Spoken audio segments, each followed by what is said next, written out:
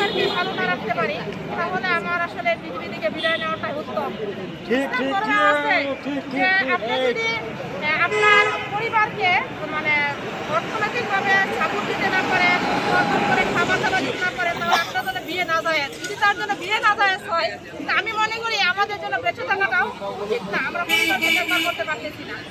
NTRC আপনাদের বলে কি বলে? এনটিআরসি আমাদেরকে আশা দিয়েছিল প্রথম যে তোমাদের বিষয়টা আমরা দেখবো। যখন তাদের দ্বারের কাছে গিয়েছি, তোমার চাচ্ছে এটা তোমাদের জন্য যৌক্তিক বিষয়, আমাদের অবহেলার কারণে তো তোমাদের সময় পাস হয়েছে, তোমাদের বিষয়টা আমরা দেখবো। দেখবে বলে এই নয় 3 মাস, 3 বছরের জায়গায় কি 3 মাস সমতুল্য? যদি তারা পারতো, ইচ্ছা করলে পারতো 3 বছর দেওয়ার জন্য, তারা ইচ্ছা করে খামখেয়ালিপনা করছে, আমাদেরকে দিচ্ছে না।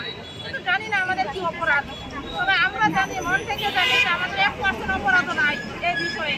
যদি আমরা অপরাধী হয় তাহলে আমরা আর কখনো এখানে আসবো না।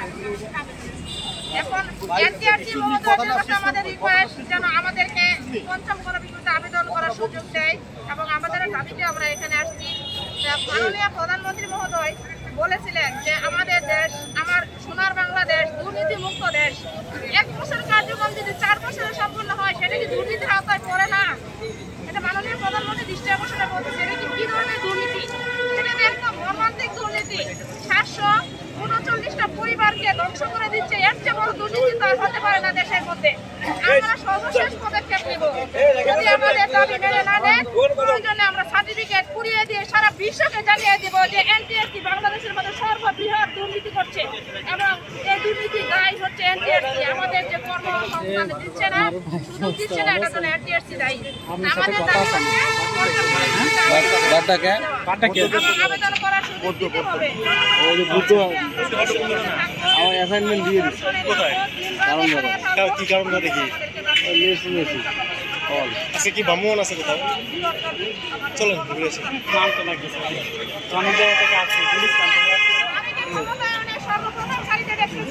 আমি তো একজন নারী, তাহলে আমার যোগ্যতা অর্জন করার পর আমাকে কেন আমার যোগ্য জায়গা দিচ্ছেন না? তাহলে কি আমার জন্য কি অন্যায় কেন? আমি কি নারী না? আপনি কি এখন প্রোগ্রামে গেলাম? আপনি এখন আসছেন? আরো আগে আসছেন? এখানে ছিলেন? কোথায়? আচ্ছা, আপনাদেরও যে মূলত বয়স তখন যখন আবেদন করছিলেন তখন কি 35? যখন আমি আবেদন করি তখন আমার বয়স 35 ছিল। 35 প্লাস আমাকে বানিয়েছে এনটিআরসি। আমার বয়স এমনি 35 হয় নাই। যখন আমি 35 বছরের আগে আমরা আবেদন করেছি এবং গণবিজ্ঞপ্তিতে লেখা আছে, তখন আমাদের বয়স 33, 32 এরকম ছিল। তাই 1 বছরে কার্যক্রম সম্পন্ন করার কথা। 1 বছরে যদি কার্যক্রম সম্পন্ন করতো তাহলে তো আজ আমাদের এখানে আসতে হতো না, রাস্তায় পড়ে আসতে হতো না। আমার বাসায়